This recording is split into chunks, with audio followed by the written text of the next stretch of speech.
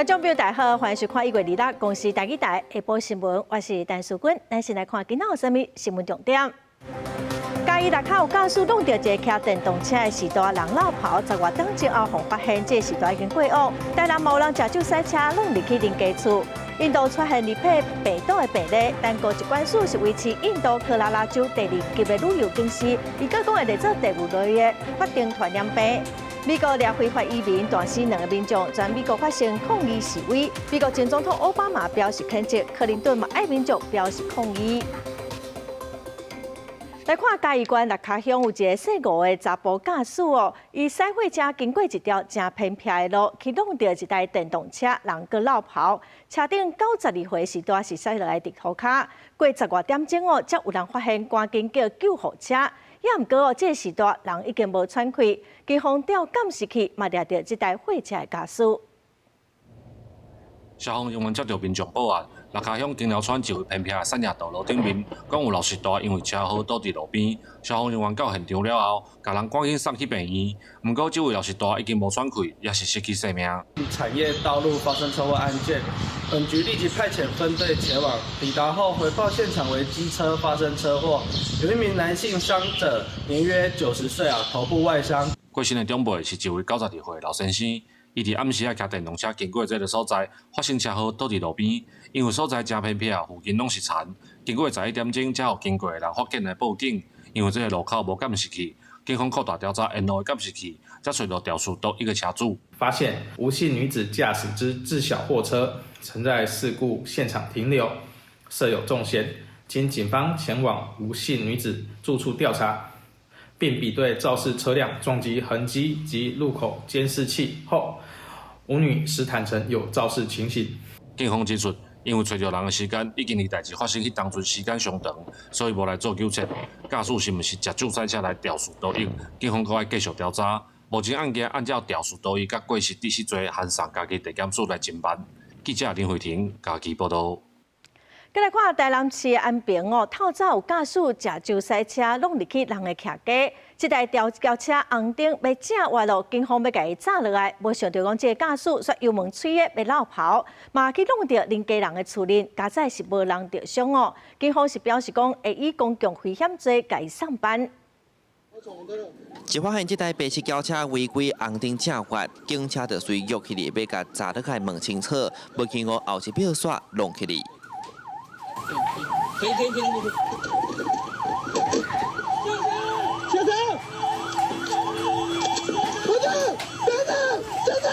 就是怀疑驾驶加速咧溜走无单纯，警察一落车马上提醒对准驾驶。那这弄入去徛家的轿车车头脆鼓鼓，徛家的铁门嘛拢歹去，涂骹流出一堆汽机油。那当时事故真大声，嘛互附近民众拢踹一条。那嘣一声很大声啊！嘣一声很大声哦。对啊，你看那个。他连里面那个玻璃都给那撞破了，被撞到了，很倒衰耶。这件代志就发生伫台南安平区华平路甲庆平路口一带，警方发现轿车违规要盘查，结果驾驶心虚，加上食酒赛车，根本控制袂了，hand道路，驾驶家己弄完，司机甲头壳有刮伤，上病院虽然无生命危险，安尼食酒赛车行为嘛毋是头一届啊。全案无其他人员受伤，审男酒测值达0.85。全案依涉违反刑法公共危险罪侦办。台南市警察局为特别防止食尾嘅有人酒驾，对去年11月到今年1月加强处理。这期间拢总处理1196件，并去年同时间增加129件。那事故率是减21件。警方呼吁大家食酒唔通赛车，唔通摕家己甲别人嘅性命来讲生笑。记者苏台南采访报道。印度最近出现尼帕病毒的病例，引起泰国等附近的国家是真紧张。这款病毒是亚婆会直接喂互人，还是讲亚婆喂互猪仔，搁再喂人？目前是无药啊通食，致死率是将近60%。咱国外交部嘛，针对印度克拉拉州等部分地区发布第2级的旅游警戒。疾管署嘛，预告讲尼帕病毒会来做甲新型 A 型流感同款第5类的法定传染病，上紧3月17日会公布。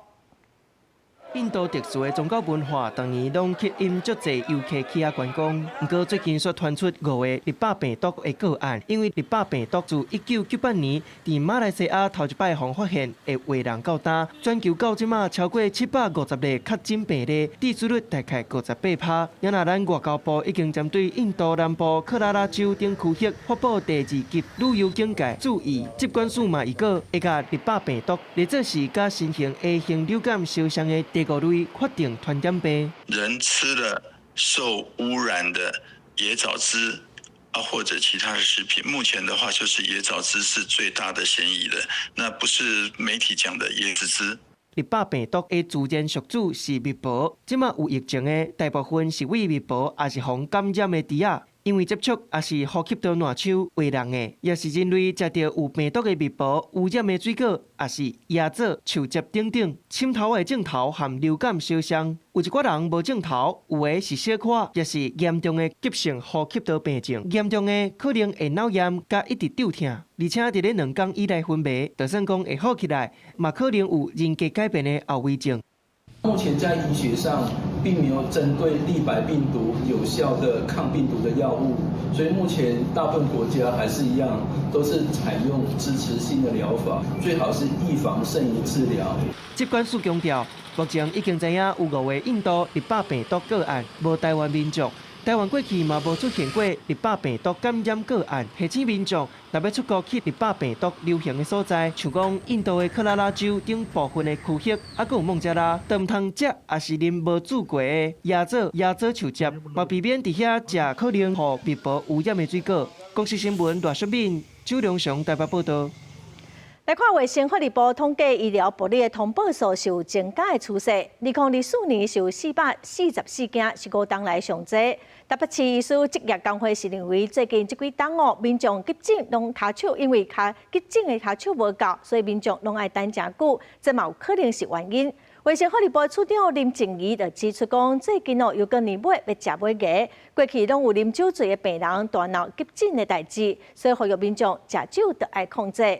处长嘛表示讲，随时的病院是有暂时隔离区，伊嘛建议医疗人员会当参考，爱病人先去边仔冷静来保护家己。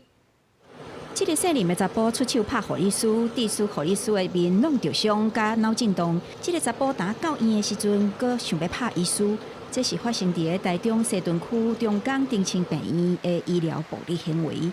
警方协报赶往现场，直接逮捕。伊违反医疗法甲刑法伤害罪嫌进办。面对尾牙期间可能有酒醉闹急诊的事件，卫福部处长林静怡分享国外经验，捌伫瑞士日内瓦病院看到政治隔离室。若是急性精神病人，也是酒醉、精神无清楚的病人上来时，也无法度确定病况，会当先隔离观察。不同的文化脉络啦，所以还是细节上还是要思考。我只能说有这样的经验。那我觉得在台湾能做的事情，就是医疗人员在个案状况非常狂躁的时候，就不要靠近了。根据卫福部统计，这几冬医疗暴力通报数，2020年每冬有300件，到2024年提悬到444件，是这5冬来上悬数。发生的场所以急诊室上济，阳台是以大声嚷黑白面上济。基础是机体的伤害。台北市医师职业工会认为，医疗法修法了后，通报数嘛也悬。不过，护理人员骹手无够，嘛是和冲突甲攻击事件变侪原因。更多的因为医病沟通，那或者是各种的医疗环境的这样子一个恶劣，导致就是说人与人之间的沟通的这个不和睦造成的这样子一个言语或肢体的暴力，其实才是更加值得我们注意的地方。人力不足及沟通时间被压缩的情况下，更容易引发冲突。所以，如果不着重在前端的这样的一个预防，只强调零容忍以及事后补救，那只会让这些的医疗场域更加警戒以及对立。医改会指出，观察医疗暴力事件大部分集中伫急诊甲高风险的科别。政府除了法律面的事后补救，应该爱强化事前的检压，加强演练，对源头来避免。公视新闻记者林志坚台北报道。台湾经济研究院今仔发布上新的整体经济报告，预估今年台湾的经济成长率会有4.05%，比去年11月预测是增加1.45%。主要是因为咱国外销表现了真好，民间的投资甲消费嘛比本地预期更较好。人工智慧需求增加，民间投资动能稳定，让台湾的消费市场回稳。加上受到美国带动，台股日落开悬走悬，盘中上悬来到32196点，搁创下新悬。台湾经济研究院8月发布上新的整体经济预估，推测2026年台湾经济会成长4.05%，影响的关键包括美国关税降到15%，加上台湾的 AI 热潮真热。美国关税从20%降到15%，那这个对传统的那个关税调降幅度是非常大。所以这个对船长来讲是一个力度。伫咧硬件方面，最近因为废土管制措施，下发的掩埋场加上 GPS 刷照车数量有限，硬件业普遍拢真烦恼，拖着工程的进度。台建议对硬件业未来半年景气看法，因为安尼转做保守，认为会连带影响到房市。过去其实，在2025年，在处理像是台北，它每立方公尺大概处理的费用是在1000到1500元左右。但是呢，在今年的1月份开始就跳高到3000到5000元左右，甚至呢，在南部的地区也会这个快速的攀升到甚至1万元以上。虽然整体来看，台湾未来经济也是呈现提升的趋势，不过台经医嘛是要提醒，未来也是有真侪无确定性，亲像国际战争、中国生产春收制的问题，拢有可能会加做影响台湾经济变动的因素。记者陈选林旭凯台北报道。台美的对顶关税已经确定讲是15%，今仔嘛去立法院报告，针对2500亿美金的政府信用保证，国发会副主委高sen贵是表示讲，未用国发基金来做信用保证，会另外来成立量子保证委员会来处理。台美关税贸易协议，台湾的税率是15%，无要查起嚟计算。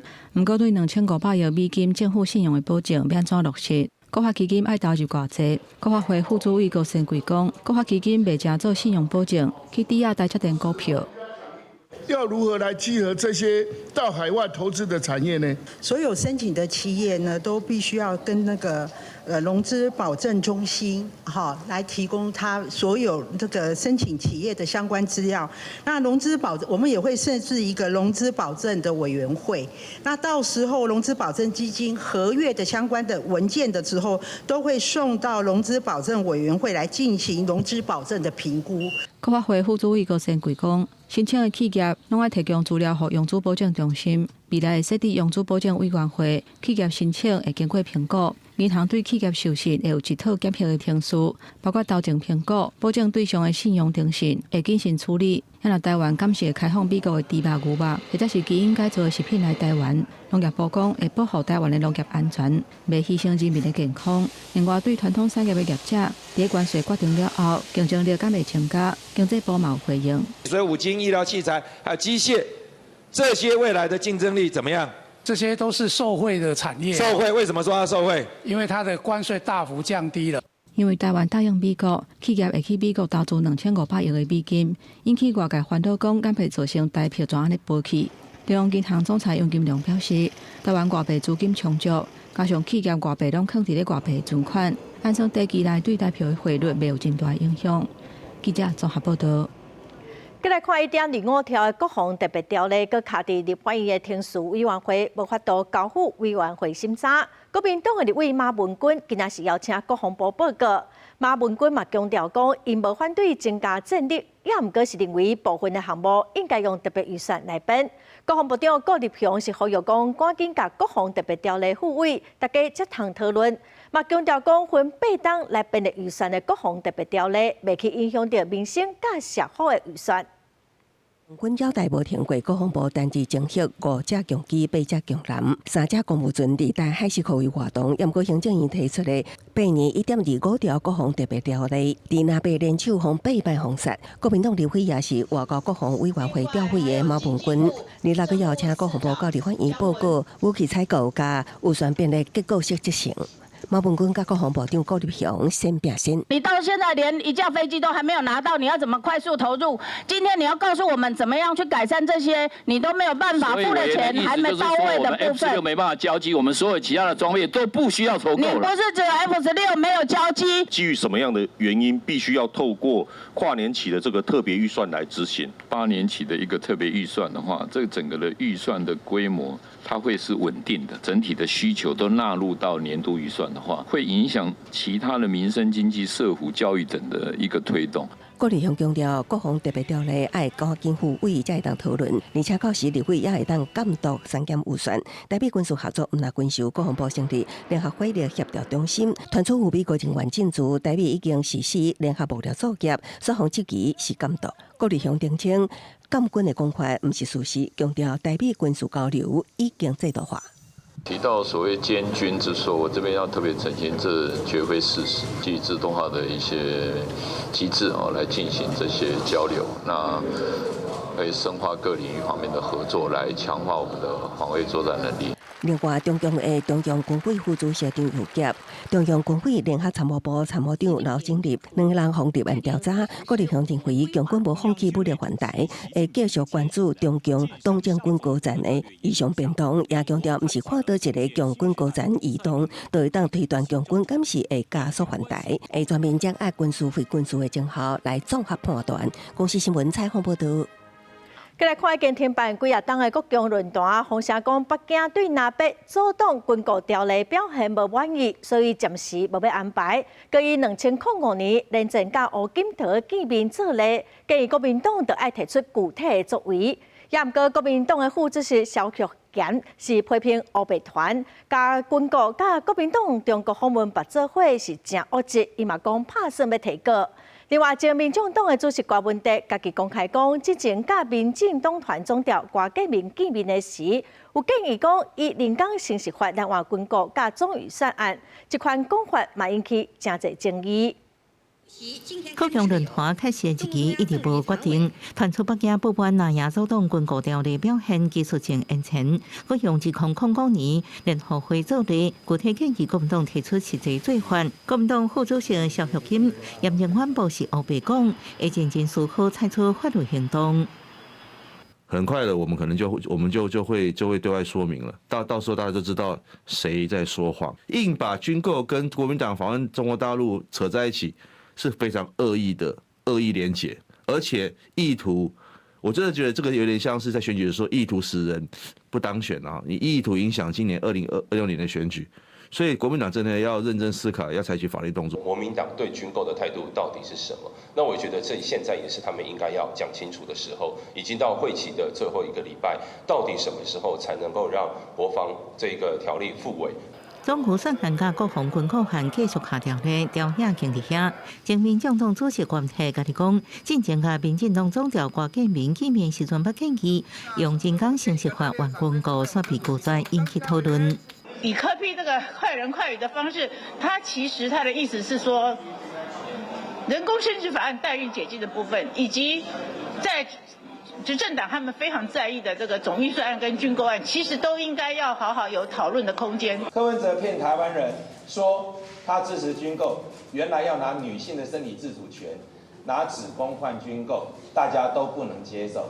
对军购特别条例下调例，国防部长郭立雄发下调野部分党派，强化自我防卫能力，愿意甲调野各党派积极沟通，希望1点5条国防特别预算条例，应赶紧付费进入实际审查的定数。记者综合报道。立法院1月30日会召开这会期落尾一届的议会，民进党是真烦恼讲，南北会以人数优势，和东山条例、离岛建设条例，佮卫生公布法修正草案，甲关系到助理会除罪化立法院组织法的修正案，拢总三读通过。公民监督国会人民嘛呼吁讲，工会国会助理专法无应该为诈领助理费，佮境外势力渗透来开后门。国民党的立委赖士宝是强调讲，立法院就是比人数，那法案有争议，嘛未得到大多数委员的同意。助理聘任黑箱，别想增加预算。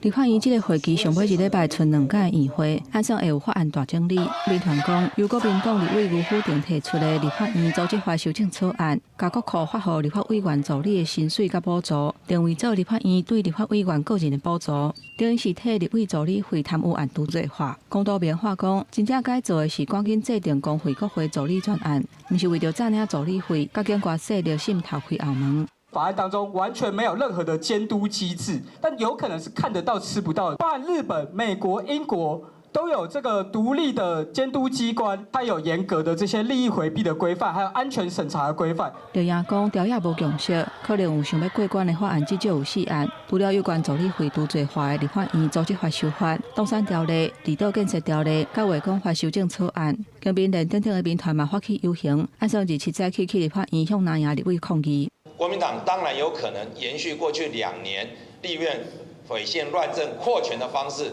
将这些争议性的法案通过。你们敢在星期五支持这些所谓的将贪污助理会除罪化，只是为了严宽恒一个人的这样法案吗？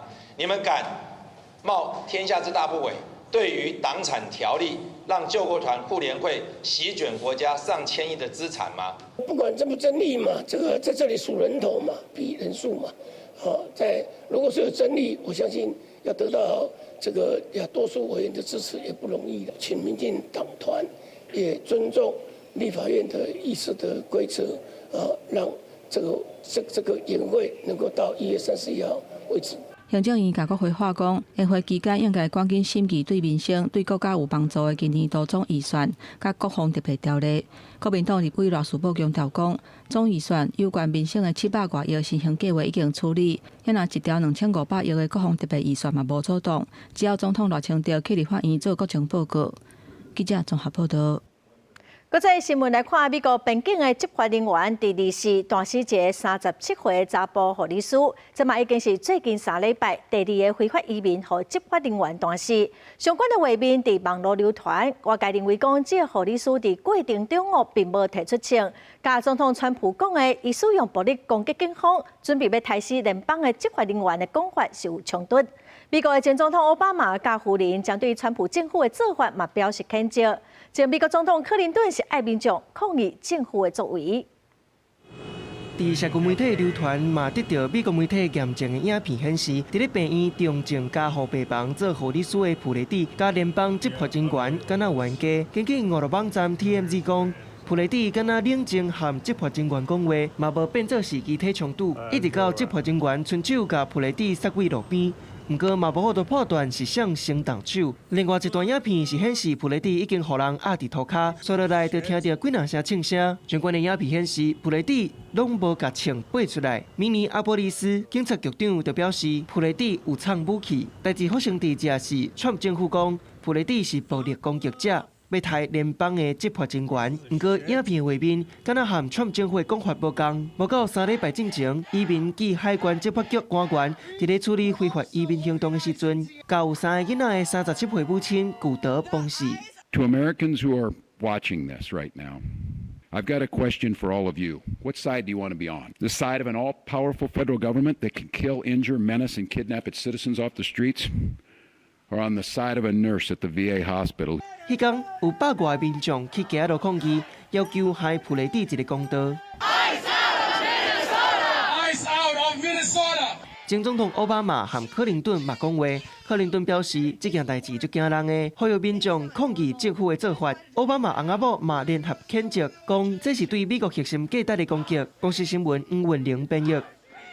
再来看美国南部、中西部、有东北部有34个州受到冰风暴影响是真大。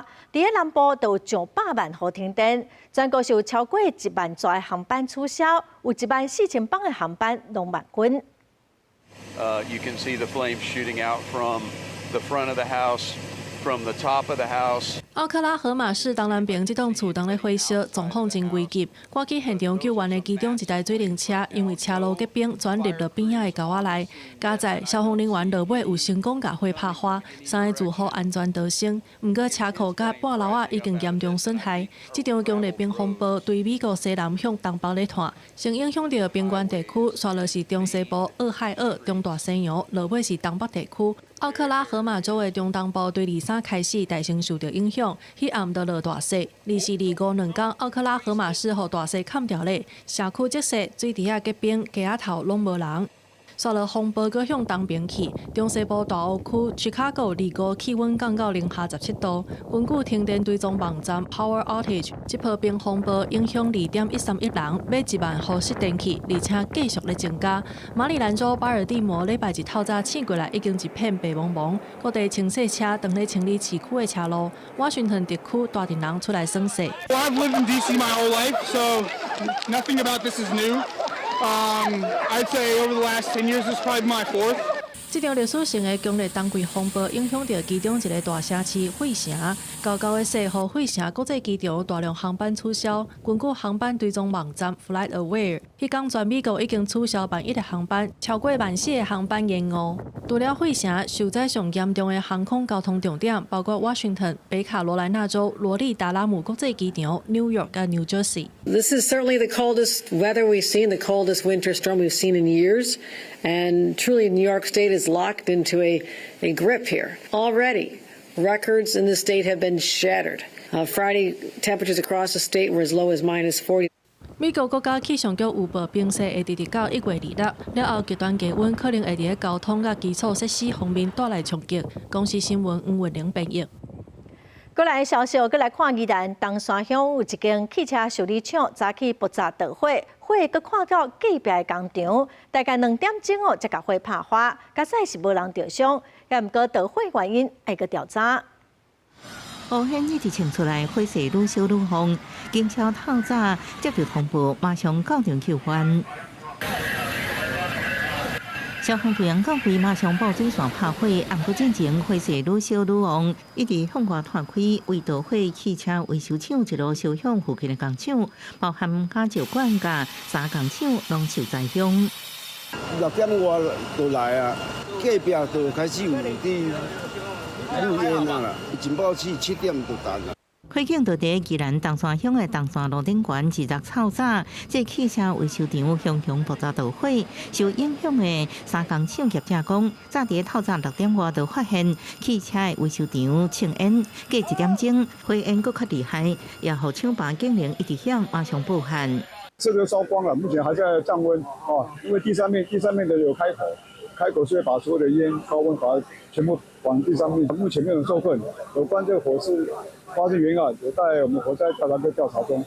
经过差不多2点钟，总算将火拍花，现场继续排烟。详细导火原因，有关爱等火调人员后续调查清楚。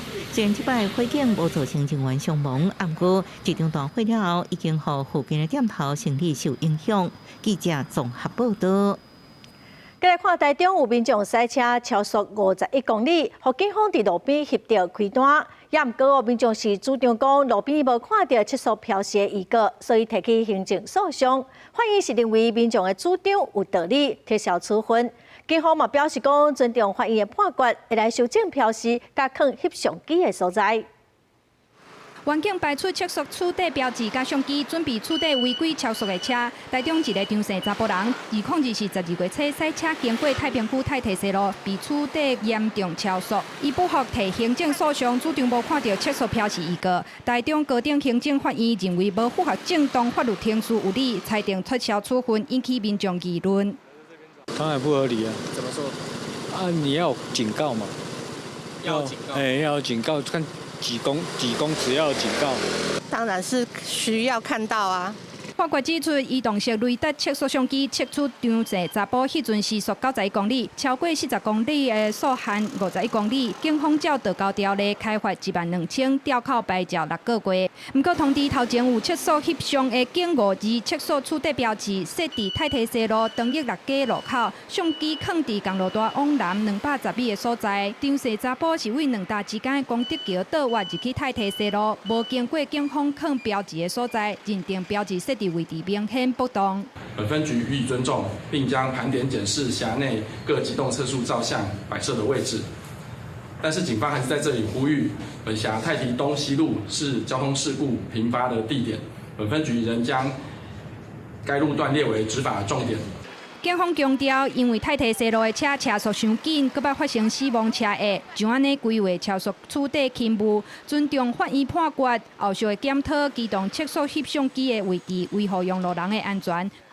公视新闻杨文峰、彭焕群台中报道。有统计指出，讲2023年甲2024年，全台湾的阿婴仔各有13万外人，也毋过去年是无到11万人。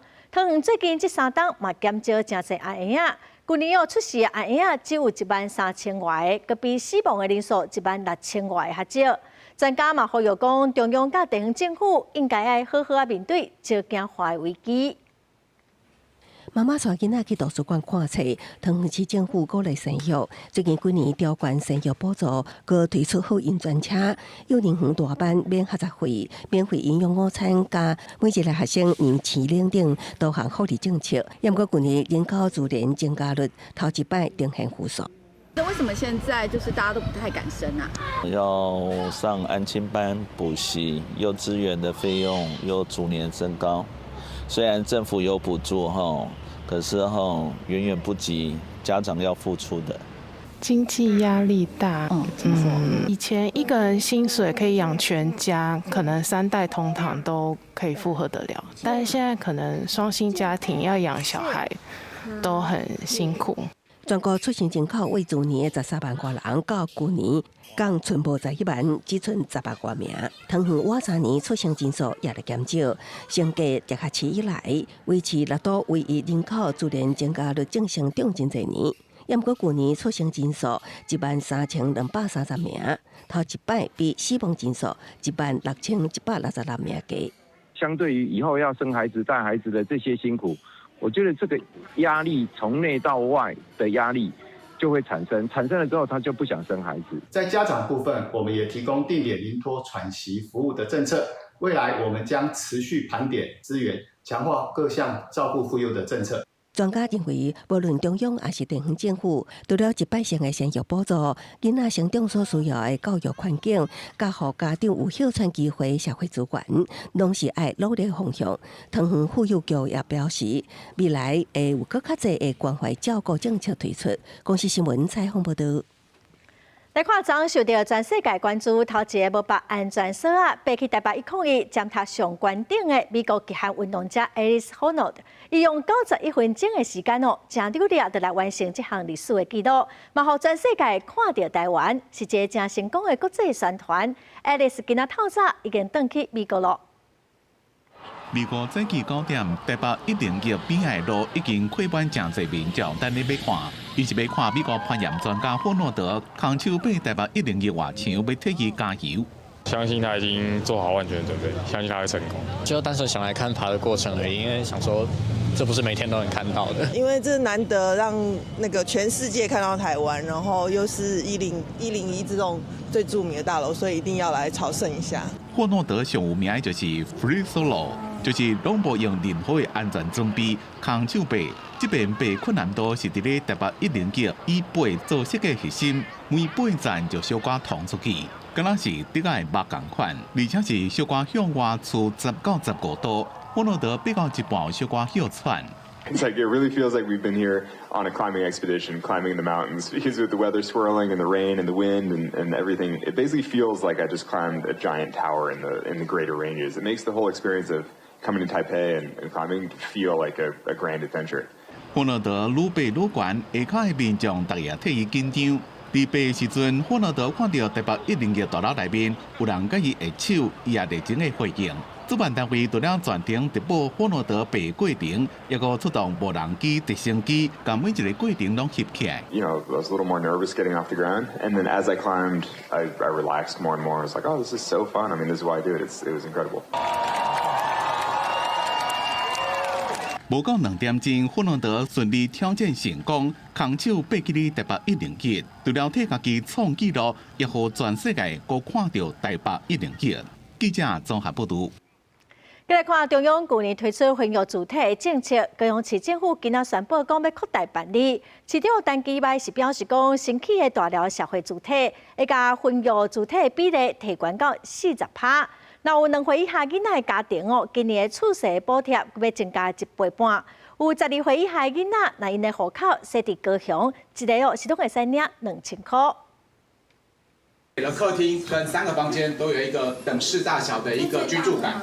加入大寮社会体建本厝，不论3房、2房还是套房，全部拢有露台。为着要减少少年人的负担，市府2日宣布好消息，那婚育主体趴数要提高到40%。亲像大寮遮，到时都有154户的婚育主体。有生囡仔家庭，未来不论住社会体还是外口税厝，补助拢会当搁塔加。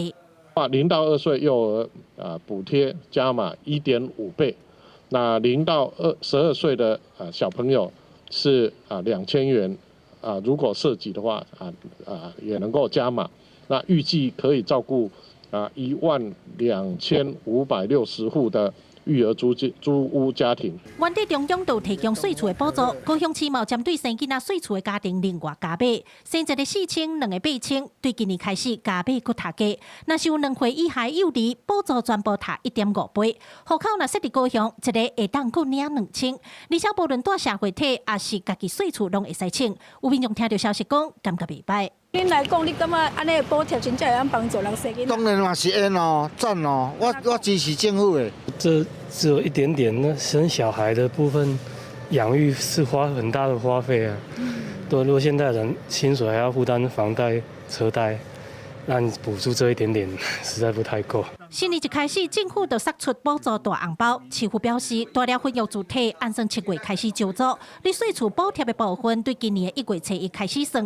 原本有申请补助的人，市府会主动寄通知。若是有囡仔拄出事，市府嘛结合户政系统，寄通知甲民众讲。记者看下朱朝阳高雄场报道。即卖青少年哦，拢真早就晓化妆。有民间团体调查就发现讲，接触化妆品的年岁是愈来愈少人。也毋过哦，有皮肤科医师是提醒讲，有一寡化妆品的成分对青少年恐惊会有伤害，所以嘛，呼吁政府应该爱重视相关的教育。市面上有真侪化妆品通好买，也致使儿童甲青少年接触保养品、化妆品的年岁下降。民间团体拜二公布一份调查，显示目前儿少接触化妆品的情况非常普遍。调查结果显示，有68%的儿少捌使用过化妆品，伫高中接触化妆的有8成，伫国小1年啊接触化妆的也有11.5%，但是超过一半以上的拢无咧注意成分。嘛唔知讲有适合家己。他们深切的担忧就是外貌是不是已经成为其他人判断自己有没有价值的唯一标准。化妆不在校园出现，但是还是会有更多的学生用隐性的方式来表达他们的容貌焦虑。与其用禁止来回应，不如让正确的化妆品安全清楚的规范。皮肤科医生表示，有真侪美容的产品成分是对儿少的皮肤会造成伤害，也建议爱将正确使用的观念加入教育，让学生了解。卫福部是回应讲会加强宣导，也会参考别个国家的做法。特别是3到12岁这一段，因为他们的皮肤还没有进入青春期，皮脂腺还没有就是分泌这么多，皮肤没有这么成熟，这一段我们确实认为可能需要更多的就是给他们一些指引跟保护。透过一些比较容易理解的文字跟一些互动的电子书的方式，来帮助我们孩子们追求美丽的同时，探索美丽的同时呢，也可以去理解到如何理性的消费跟自我保护，什么才是可以选得好、选得对。这部分的话，我们相信我们也可以把这些资源，我们也可以跟我们的教育部专业的团体，我们来分享。立法委员韩民团希望社会会当听到儿少因的需求和问题。立委林岳钦表示，化妆的年岁下降，除了受网络影响，也显示二校对面的水脉真要义，也应该协助因建立明良的自信，确保身心的健康。记者陈心东、王志光台北报道。再来看婚姻馆哦，婚姻馆政府是编7000万的预算，要伫全馆的各中小来设校安人员，进行校园巡查，处理紧急事件，来保护校园的安全。这嘛是全国头一个学校有配校安人员的馆区。真感谢社界的校安人员认真咧参与培训的课程，为着要保障校园的安全能力。婚姻馆政府家己编7000万的预算，要予全馆185间各中各小以及6间分校，拢配置校安人员。我们是全国第一个县市能够达到校有校安人员哦，那很重要的，他们要负起所有人员安全的一个这样的一个巡守跟相关的一个安全的一个工作任务的执行。婚姻馆教育局表示，过去因为人力加经费受限制，真侪学校校安服务的时间，干那每工4点钟。今年全面补足人力，希望加强校安人员专业的技能。的校园安全从以往的就是最单纯的门禁管制，现在已经变成就是第一个我们要防治校园的霸凌，学生之间的霸凌；第二个就是拒绝毒品渗透到校园。第3个就是紧急应变事件的处理。那我想这些工作都是需要培训。教育处嘛讲，校安人员平常时啊，伫校园内行大巡视，会当发现校园环境安全的死角。譬如讲，树仔染病、伫要倒去的现象，就会当提出安全改善建议，降低学生伫学校的风险，来提升校园安全的防护网。公视新闻王伟雄婚姻报道。内政部顶日宣布讲，废弃的土头会当以农地改良来填土，嘛引起环保团体的批评哦。环团今仔是呼吁各土司应该赶紧立法来管制这些土头，避免农地甲食安受到危害。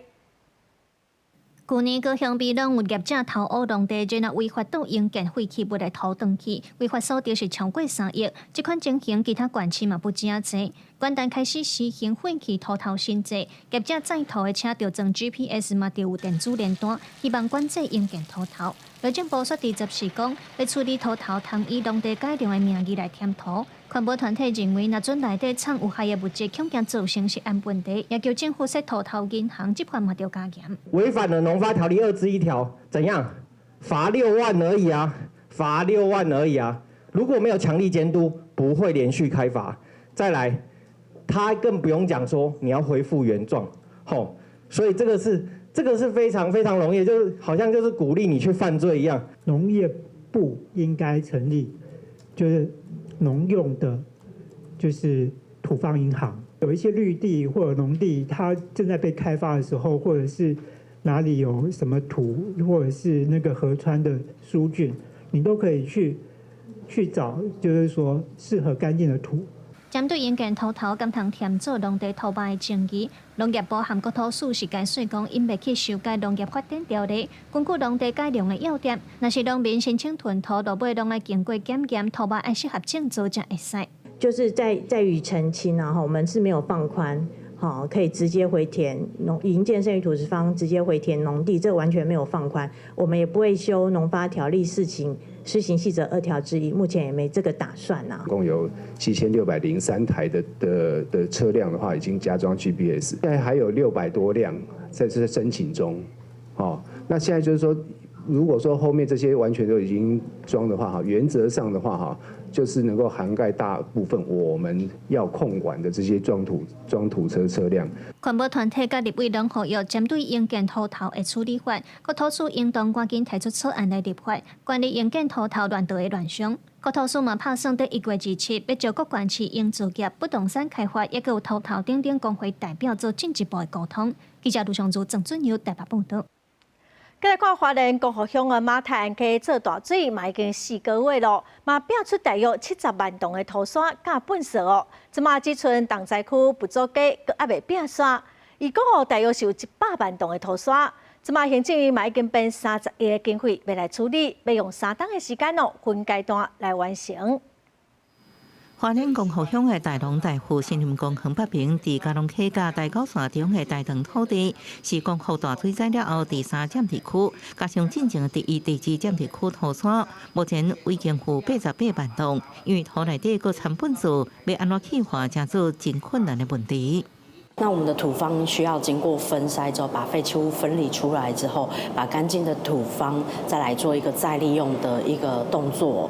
那目前跟九合局这边有协调过，就是是不是能够再去做提防，或者是贩售这个部分哦。根据环保局统计，若佮加上还未清理清气的重灾区佛祖街土山，未来囤积量会超过100万吨。行政特别编提30亿处理经费，用3年的时间，要分阶段完成分类。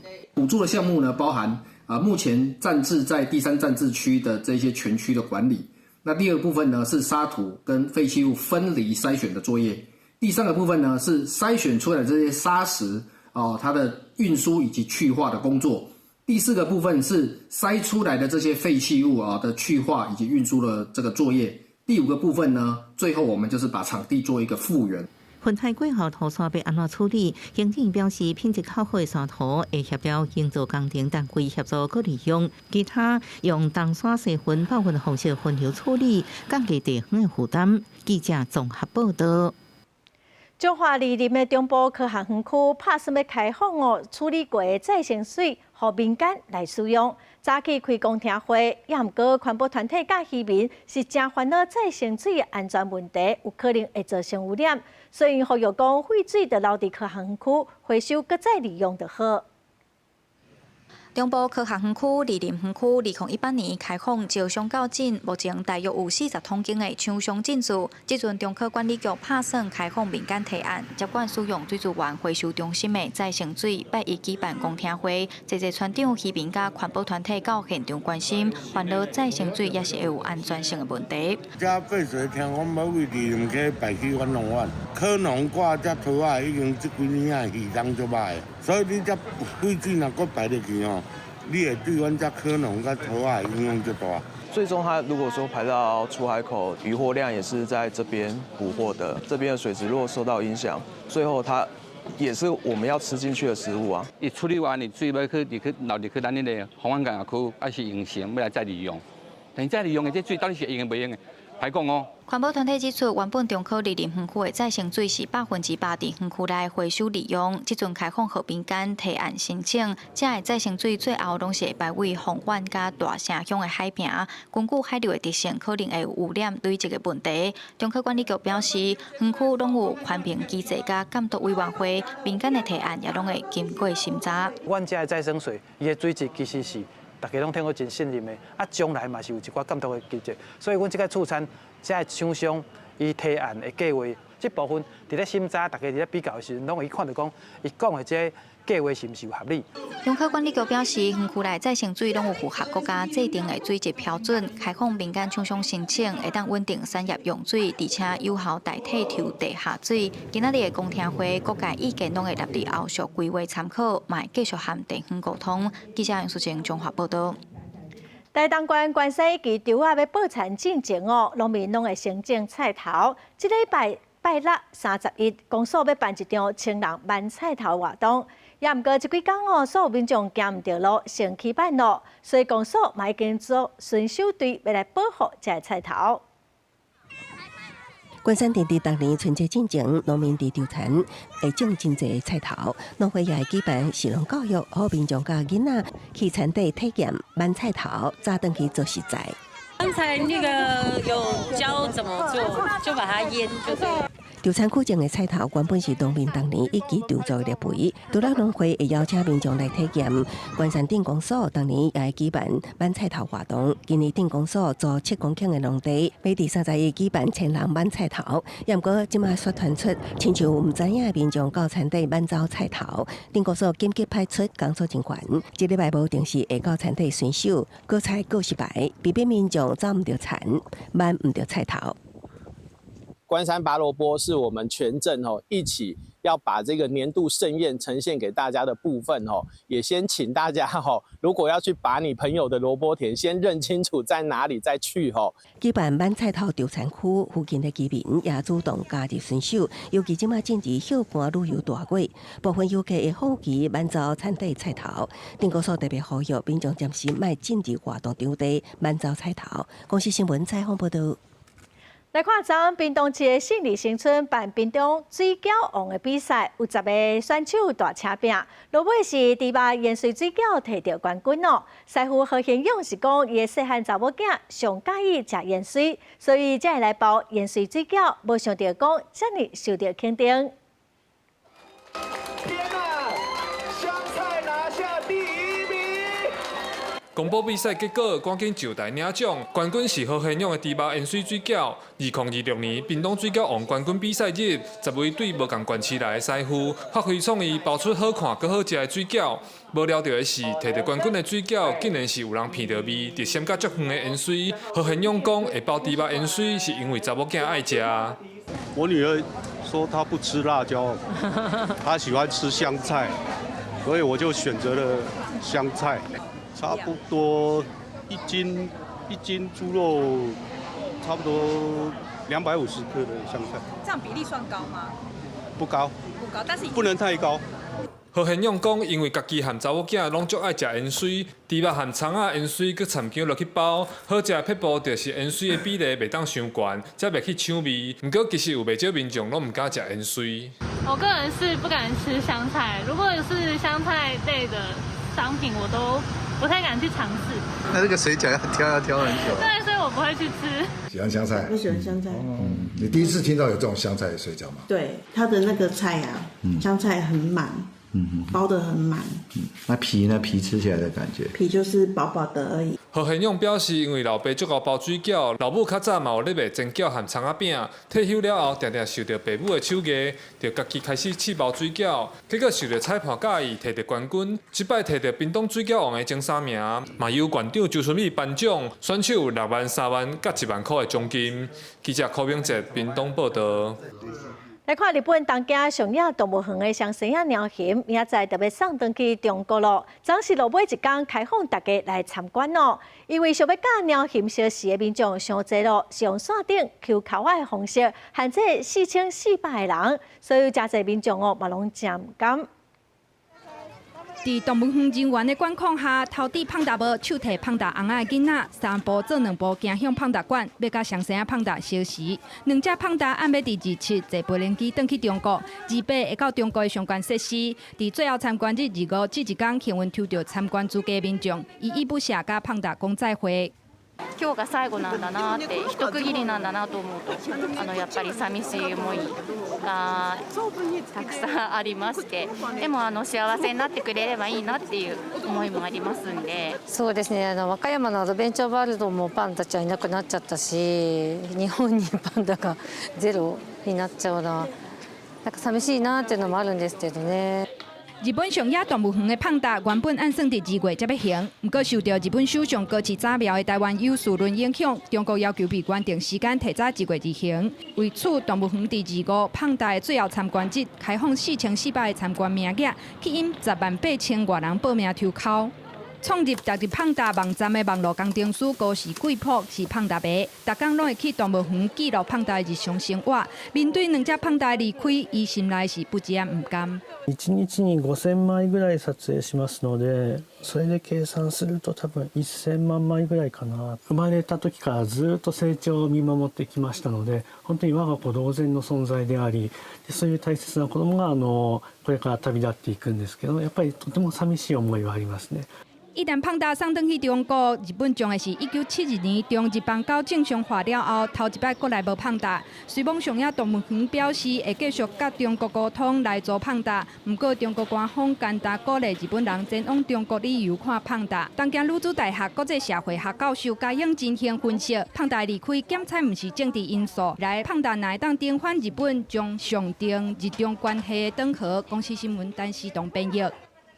有饲狗的人会发现讲，有的狗仔是真巧。有人研究佮发现讲有的狗仔只要听咱人的讲话，就会当学到内底咱讲的字甲词。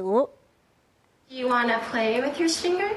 主人提出新的佚佗名，甲朋友讨论，坐伫后边放屁的狗仔听甲甜甜有味，佮换些佚佗名试看卖。This is your armadillo. It has armadillo ears, little armadillo feet.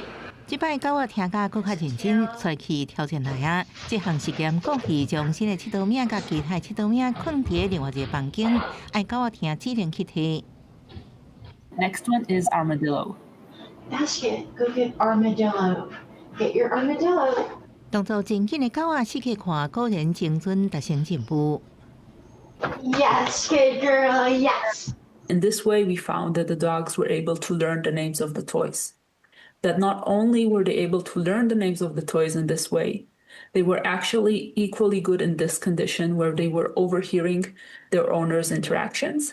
这项上下里甲奥地利上新的研究发现，有的狗仔敢若是伫边仔听甲看，就用偷偷学晓新佚佗名的名字。研究人员进一步做测试。And what we did is we told the owners, first show your dog the toy, then put the toy in a bucket. And only when the toy is out of the dog's view, then you can say the name of the toy while you're looking inside the bucket. 用这种暗示的方式，狗的表现共款，互人学到，正是狗的推理认知能力超过咱所想的。这是人第一摆发现，狗仔透过听人的对话，就用学晓新的名词。拍破过去，狗仔爱透过训练这样执行指令认知。狗的反应甲人类囡仔有啥无同，也是科学家进一步探讨的主题。公视新闻张慧敏编辑。下晡报的天气，咱来看各县市详细资料。北部地区上低18度，上悬24度；中部地区上低18度，上悬26度；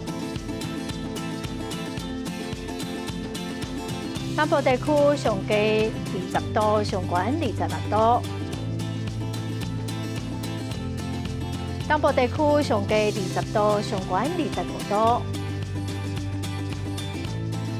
华东地区上低15度，上悬21度。